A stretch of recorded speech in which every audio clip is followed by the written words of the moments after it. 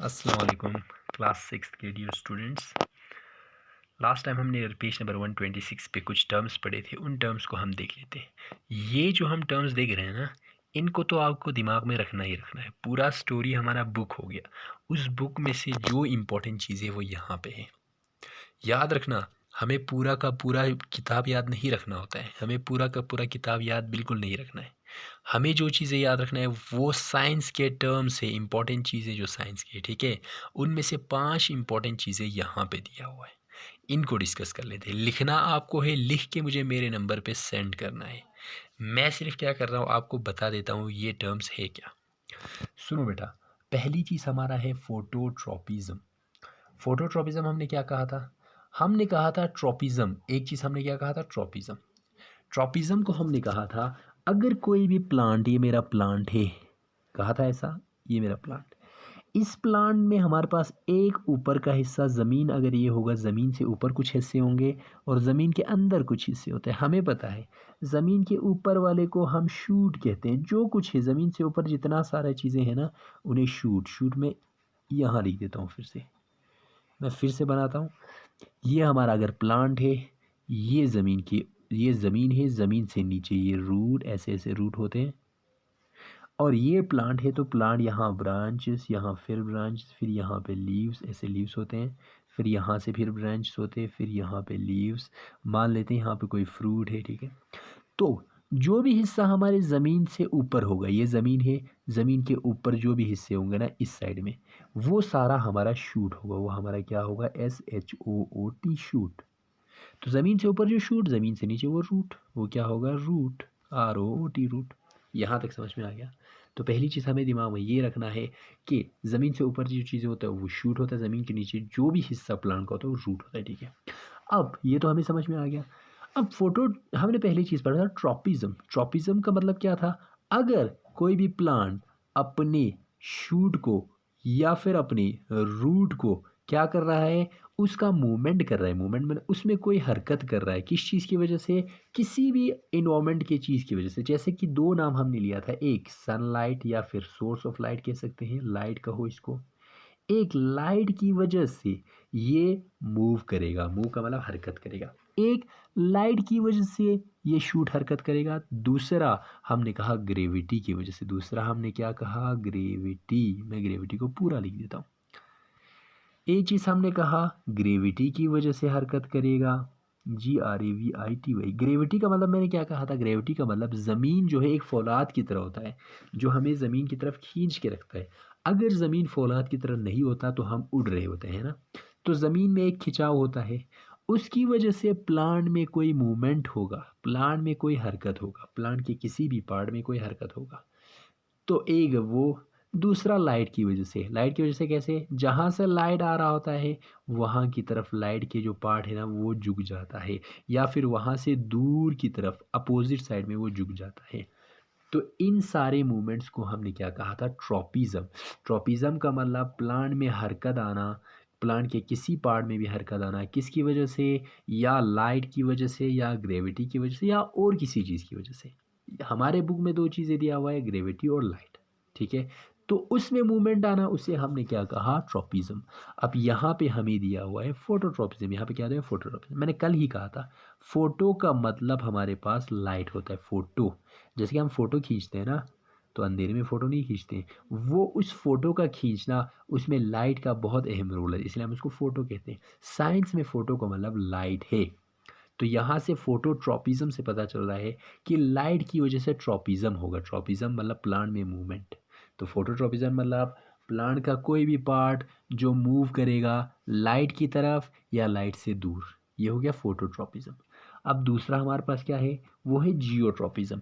जियो का मतलब मैंने कहा था अर्थ। जियो का मतलब ही ज़मीन होता है, हमारा अर्थ होता है, ठीक है। जैसे कि जियोग्राफी, जियोलॉजी, जहाँ पे जियो दिखेगा ना, जैसे कि जियोमेट्री, ठीक है। जियोग्राफी मतलब अर्थ का क्या करना? नक्शा बनाना। जियोलॉजी का मतलब अर्थ के बारे में पढ़ना। उसी तरह जियोमेट्री का मतलब अर्थ का जो भी हिस्से उसे मेजर करना, ठीक है ना। तो जियो का मतलब हमें पता चला अर्थ। और ट्रॉपिज्म का मतलब क्या हो गया, मूवमेंट। यानी यहाँ पे क्या होगा, अर्थ की ग्रेविटी की वजह से मूवमेंट होगा। और हमने कहा था फोटोट्रॉपिज्म वो शूट्स में होता है। फोटोट्रॉपिज्म किस में होता है, शूट। शूट हमारा फोटोट्रॉपिज्म शो करता है। कौन शो करता है, शूट। शूट में जो मूवमेंट होता है वो लाइट की वजह से होता है, हमने देखा था ना। और जियोट्रॉपिज्म रूट, क्योंकि ये ज़मीन के नीचे है और हमें पता है ज़मीन के नीचे ही तो हमें खींच लेते हैं ज़मीन की तरफ, ठीक है। तो ये दो चीज़ें। स्टिमुलस, स्टिमुलस मैंने क्या कहा था, मैंने दो चीज़ें कहा था, एक स्टिमुलस एक रिस्पॉन्स। स्टिमुलस मैंने कहा था हमारे माहौल में कोई भी तब्दीली आना, जैसे कि अभी गर्मी है, बारिश आ जाए तो तब्दीली आया, या फिर बारिश हो रहा है तो फिर वहाँ से क्या होगा, धूप आ जाए तो फिर वो भी तब्दीली हुआ। तो कोई भी तब्दीली, चेंज हमारे अगर इन्वामेंट में होगा, इन्वामेंट मतलब माहौल में, तो उस वक़्त हमारा जो ऑर्गेनिज़्म है, जो ज़िंदा चीज़ें हैं, वो भी उसी हिसाब से रिएक्ट करेगा, ठीक है? और उस रिएक्ट को हम रिस्पॉन्स कहते हैं। जैसे कि अगर सर्दी आ गया, हमारे एनवायरनमेंट में सर्दी आ गया, तो आप जैकेट पहनोगे। सर्दी का आना स्टिमुलस है, सर्दी का आना क्या है, स्टिमुलस। जैकेट पहनना उसके लिए रिस्पॉन्स है, ठीक है? दूसरा एग्ज़ाम्पल ले लेता हूँ।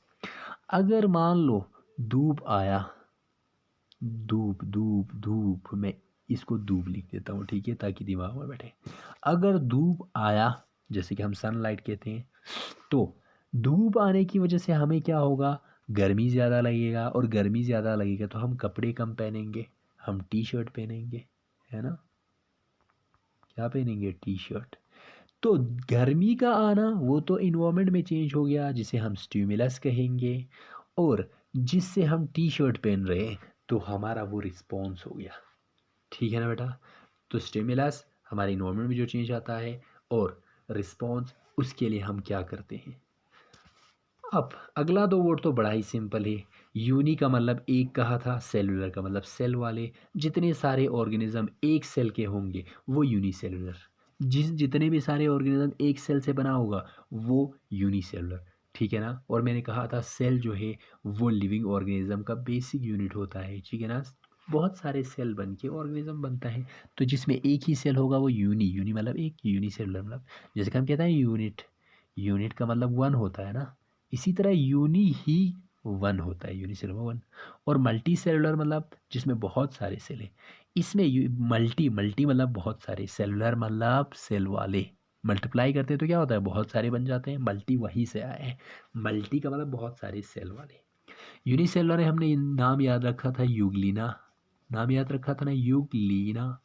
दूसरा नाम याद रखा था अमोइबा, दूसरा नाम क्या याद रखा था, अमोइबा। मल्टी सेलुलर में तो प्लांट एंड एनिमल। यहाँ तक समझ में आया। तो इन 5 चीज़ों को लिख के आप मुझे सेंड करोगे मेरे पर्सनल नंबर पे। पर्सनल नंबर मैं लिख दूँ एक बार के लिए, ताकि बच्चे क्लियर कर लें। मेरा नंबर 9682509592, ग्रुप से देख लेना, ठीक है ना। वैसे भी ये नंबर आपको मिल जाएगा, क्योंकि मैं अपना जो लेक्चर सेंड करूँगा ना उसी पे ये नंबर आ जाएगा, ठीक है। इस नंबर पे इनका लिख के मुझे सेंड करोगे, मैं फिर करेक्ट करूँगा, करेक्ट करने के बाद आपको फिर से सेंड कर दूँगा। हमारे जितने सारे बच्चे हैं मैं चाहता हूँ सारे मुझे लिख के सेंड करें, तभी मुझे पता चलेगा ना सारे एक्टिव हैं। एक्टिव है ना, सारे एक्टिव, ठीक है। एक्टिव रहो क्लास में। ये सारी चीज़ें जो आप पढ़ रहे हो ना वो सिंपल चीज़ें हैं। आप पढ़ाई को इतना टफ तरीके से मत लो, पढ़ाई सिंपल है। कैसे सिंपल है, फोटो लाइट ट्रॉपिज्म मूवमेंट, यानी कोई भी चीज़ लाइट की वजह से मूवमेंट करेगा, फोटोट्रॉपिज्म। जियो अर्थ, ट्रॉपिज्म मतलब मूवमेंट, यानी जो अर्थ की ग्रेविटी की वजह से मूव करेगा वो जियोट्रॉपिज्म। कितना सिंपल है। स्टिमुलस, स्टिमुलस का मतलब हमारे इन्वायरमेंट में कोई भी चेंज होगा। एग्जाम्पल देख लो ना, बारिश हुआ तो चेंज आया, धूप आया तो और एक चेंज आ गया, ठीक है ना। तो स्टिमुलस का मतलब इन्वायरमेंट में कोई भी चेंज आना। यूनी से ये तो बिल्कुल सिंपल है, यूनी मतलब एक, सेलुलर मतलब सेल वाले। जैसे कि अगर हमारा घर एक ईंटे से बना होगा, बनता तो नहीं है ना, मान लो एक ईंट से बना होगा, तो वो यूनी हो गया, ठीक है। बहुत सारे ईंट से बनाते हैं ना हम, इसीलिए हमारा घर मल्टी होता है, ठीक है। तो मल्टी ब्रिक बोलोगे उस वक्त, मल्टी सेलुलर नहीं बोलोगे, क्योंकि वो बहुत सारे ब्रिक हो गए ना। तो कितना सिंपल है देखो कंसेप्ट। मसला वहाँ पे बन जाता है जब आप समझते नहीं हो, और क्या करने लगते हो एग्ज़ाम के टाइम पे पूरी तरह से रटने लगते हो। रटना बिल्कुल भी नहीं है। बच्चे समझ लो चीज़ों को, समझ लोगे ना तो हमेशा काम आएगा, ठीक है? इसीलिए टेंशन के तौर पर पढ़ाई को बिल्कुल नहीं लोगे। कोई क्वेश्चन, कोई कन्फ्यूजन, हम यहाँ पे आपके सर्विस पे हैं। आपको क्या करना है, बिल्कुल बिना झिझक के पूछ लेना है, ठीक है? बिल्कुल आराम से पूछना, सर ये चीज़ें मुझे बिल्कुल नहीं आ रहा है, आप इसी काम के लिए मुझे प्लीज़ सिखा दो, ठीक है ना? आप हमारी रिस्पेक्ट करोगे तो हम आपको पूरी तरह से समझा देंगे, ठीक है ना? हम है ही इसीलिए। और मैं फिर से बोल रहा हूँ, हमारा काम है आपको समझाना, लेकिन आपका काम है हर चीज़ को समझ लेना। समझ लोगे ना? ओके। अब आगे बढ़ते हैं बेटा। मैं अगला स्लाइड ले लेता हूँ एक बार। अब चलो आगे बढ़ते हैं। यहाँ पे इस एक्टिविटी के बाद हमें कुछ चीज़ें पढ़ना है, वो देख लेते हैं। Living thing respire to get energy. अब हमें पता है हर एक ज़िंदा चीज़ को क्या करना पड़ता है, एनर्जी चाहिए ही चाहिए। एनर्जी वही चीज़ है जिससे हमारा सारा काम चल रहा है। हम चल पा रहे हैं, हमारे पास एनर्जी, एनर्जी का मतलब कुव्वत। जितना हमारे पास कुव्वत है ना उसी हिसाब से हम कम काम कर पाते हैं। जैसे कि आपको चलना है तो आपको एनर्जी चाहिए, कुव्वत चाहिए। आपको क्या करना है, पढ़ना है तो आपको कुव्वत चाहिए। इसीलिए हम बोलते हैं ना, जब एनर्जी नहीं होता है तो हमसे नहीं होता। हम बोलेंगे कोई काम देगा तो हम बोलेंगे नहीं एनर्जी नहीं है भाई। जब एनर्जी होगा तभी हम काम कर पाएंगे। तो ये एनर्जी आता कहाँ से, हमारे रिस्पायर से। रिस्पायर का मतलब क्या हो गया बेटा, मैं यहाँ से एक बार रिस्पायर को गोल लगा देता हूँ। रिस्पायर का मतलब सांस लेना। सांस लेने को हम रिस्पायर बोलते हैं। जो आप सांस लेते हो ना उसे रिस्पायर बोलते हैं। इसका कहना है कि हमारे अंदर जो एनर्जी होता है, जितना सारा हमारे पास ताकत होता है ना या कुव्वत होता है, वो कुव्वत हमारे सांस लेने से बनता है। सांस नहीं लोगे कुव्वत नहीं बनेगा, ठीक है? तो इसका मतलब सांस लेने के लिए, एनर्जी के लिए हमारा सांस लेना ज़रूरी है। सांस लेने से ही एनर्जी बनता है, ठीक है? इसीलिए बोल रहा है ना, सारे लिविंग थिंग्स रिस्पायर करते हैं। रिस्पायर का मतलब सांस लेते हैं टू गेट एनर्जी। एनर्जी पाने के लिए यानी कुव्वत पाने के लिए हम क्या करते हैं, सांस लेते हैं, ठीक है? अब आगे पढ़ लो। On breathing we take in oxygen. On breathing यानी जो ये हम ब्रीथिंग करते हैं, सांस लेते हैं, हम क्या करते हैं, वी टेक इन ऑक्सीजन, हम ऑक्सीजन अंदर ले लेते हैं। यानी नाक के थ्रू हम क्या करते हैं, अपना नाक जो है ना ये वही काम करता है। कौन सा काम, ऑक्सीजन को अंदर ले लेना। तो इस पाइप से क्या होगा, ऑक्सीजन अंदर आ जाएगा हमारे लंग्स में। The oxygen present in the air is utilised by, एक मिनट बाई को मैं देख लेता हूँ, ओके ये लो। तो the oxygen is the oxygen present in the air is utilized by the process of respiration। जो ऑक्सीजन है हमने अंदर लिया ना वो हम यूटिलाइज करते हैं। यूटिलाइज का मतलब इस्तेमाल करना। उस ऑक्सीजन को हम इस्तेमाल करते हैं किसके थ्रू, रेस्पिरेशन के थ्रू। किसके थ्रू, रेस्पिरेशन। यानी हम जो सांस अंदर लेते हैं वो रेस्पिरेशन नहीं है। रेस्पिरेशन क्या है, उसके अंदर जब हमने ऑक्सीजन लिया ना उस ऑक्सीजन को यूज़ करना, उस ऑक्सीजन का इस्तेमाल करना, वो रेस्पिरेशन होता है। हम आज तक क्या मान रहे थे, ऑक्सीजन अंदर ले लो और हम क्या कर रहे हैं, कार्बन डाइऑक्साइड को बाहर छोड़ो, वो रेस्पिरेशन नहीं बेटा। रेस्पिरेशन यहाँ से और कुछ बोल रहा है। रेस्पिरेशन यहाँ से बोल रहा है जो ऑक्सीजन आप अंदर ले रहे हो उसका यूज़ करना रेस्पिरेशन है, ठीक है? अब देखो आगे। तो during respiration food is burn to release energy. इस रिस्पायरेशन के टाइम पे क्या होता है, एनर्जी जो है ना बर्नड होता है। बर्न का मतलब जलना। फूड, खाना क्या होता है, वो जल जाता है। जल के हमें एनर्जी रिलीज होता है। जलने का मतलब ये नहीं है कि पूरी तरह से आग निकालोगे, नहीं। यहाँ पे हमारे सेल के अंदर होता है ये काम। ये जो खाना है ना, खाने को एनर्जी बनाने वाला काम हमारे सेल के अंदर होता है, ठीक है? अब होता क्या है, जो खाना है ना उसको ऑक्सीजन जब मिलता है तो ये एनर्जी में कन्वर्ट होता है। और ये जो ऑक्सीजन है ना, जो हमारा फूड है ना, वो जल जाता है क्योंकि इसको ऑक्सीजन मिला। ऑक्सीजन मिलते ही वो जलेगा और जलने के बाद एनर्जी रिलीज होगा। इसीलिए तो आप देखते हो आपके बॉडी में गर्मी निकलता है ना? बॉडी से गर्मी क्यों निकलता है, क्योंकि इस वक्त जब हमारा खाना वो एनर्जी में कन्वर्ट हो रहा होगा तो उसी वक्त हमारा क्या हो जाएगा, हीट भी रिलीज़ होता है। क्या रिलीज़ होता है, हीट भी। तो ये समझ में आया क्या होता है। आगे सुनो। Both plant and animals respire all time. दोनों प्लांट और एनिमल्स वो हमेशा रेस्पायर करते हैं। रेस्पायर का मतलब मैंने बोला एनर्जी, क्या करता है, ऑक्सीजन अंदर लेता है और उसको यूज़ करता है एनर्जी निकालने के लिए, ठीक है। रेस्पायर का पूरा मीनिंग याद रखना। ब्रीथिंग का मतलब सांस लेना, रेस्पायर का मतलब उस लिए हुए सांस से खाने को ऑक्सीजन में, खाने को एनर्जी में चेंज करना, ठीक है। खाने को एनर्जी में चेंज करना वो रेस्पायर होता है। Different organism have different organs for breathing. अब ब्रीथिंग के लिए, सांस लेने के लिए अलग अलग ऑर्गेनिज्म में अलग अलग ऑर्गन्स है। ऑर्गन्स का मतलब क्या होता है, ऑर्गन्स का मतलब होता है हमारे काम करने के जो हम उसे क्या बोलते हैं ऑर्गन को, हम ऑर्गन को बोलते हैं आला हो गया। ऑर्गन का मतलब क्या हो गया, आला। आला मतलब हमारे बॉडी के जो हिस्से हैं ना उनको ऑर्गन बोलते हैं। जैसे कि हमारे बॉडी के अंदर होता है ना लंग्स, वो एक ऑर्गन है। जैसे कि हमारा हार्ट है, वो एक ऑर्गन है, ठीक है ना। उनको हम ऑर्गन्स बोलते हैं। ऑर्गन्स बनता कैसे, बहुत सारे टिश्यू बन जाए ना तो उससे ऑर्गन बन जाता है, ठीक है।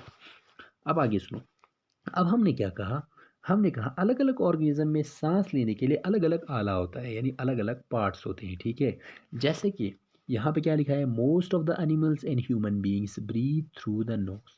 मोस्ट ऑफ द यानी ज़्यादातर, मोस्ट ऑफ द एनिमल ज़्यादातर जानवर और ह्यूमन बीइंग्स इंसान वो सांस लेता है थ्रू, किसके थ्रू, नोज के थ्रू। यहाँ पे क्लियरली लिखा है किसके थ्रू, नोज के थ्रू। यानी ज़्यादातर जो जानवर और इंसान है ना वो नोज के थ्रू सांस लेता है, ठीक है। Fish breathe through the gills.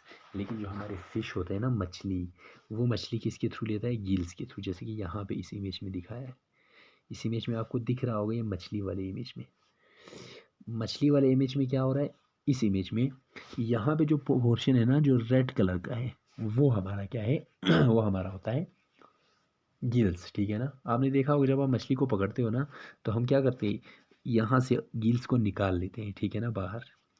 तो याद रखना है, एनिमल्स और इंसान में सांस लेने के लिए हमें इम्पोर्टेंट है हमारा नोज, और लेकिन फिश में नोज नहीं होता, फिश में क्या होता है, गिल्स होते हैं, ठीक है। Cockroach breathes through spiracles which are tiny air holes present on their body. हमारा कॉकरोच जो है ना उसके बॉडी पे क्या होता है, छोटे छोटे होल्स होते हैं। अगर ये हमारा कॉकरोच होगा, मान लेते हैं ऐसा कुछ होता है कॉकरोच, ये पैर है, तो इसके बॉडी पे छोटे छोटे होल होंगे, छोटे छोटे सुराख होंगे। वो इन सुराख से सांस लेता है और इन सुराख को स्पाइरेकल्स कहते हैं। इन सुराख को क्या कहते हैं, स्पाइरेकल्स। बेटा याद रख लेना स्पाइरेकल्स। मैं फिर से बता देता हूँ, हर एक चीज़ को क्लियरली बता देता हूँ। इंसान सांस लेता है नाक से, मछली सांस लेता है गिल से, गिल मतलब ये वाला गिल दिख रहा है ना, अब गिल, हाँ। मछली सांस लेता है गिल से, और जो हमारा कॉकरोच होता है वो स्पाइरिकल से। स्पाइरिकल्स मतलब उसके बॉडी पे छोटे छोटे सुराख होते हैं, उन सुराख से वो सांस लेगा, ठीक है। Plants breathe through tiny pores present on the surface of leaves called stomata. जो हमारा प्लांट होता है ना, मैं प्लांट एक बार बना लेता हूँ, एक बार ऐसे प्लांट बना लेता हूँ। प्लांट का मान लो ऐसा लीव्स होता है ना, ये लीव्स है प्लांट का।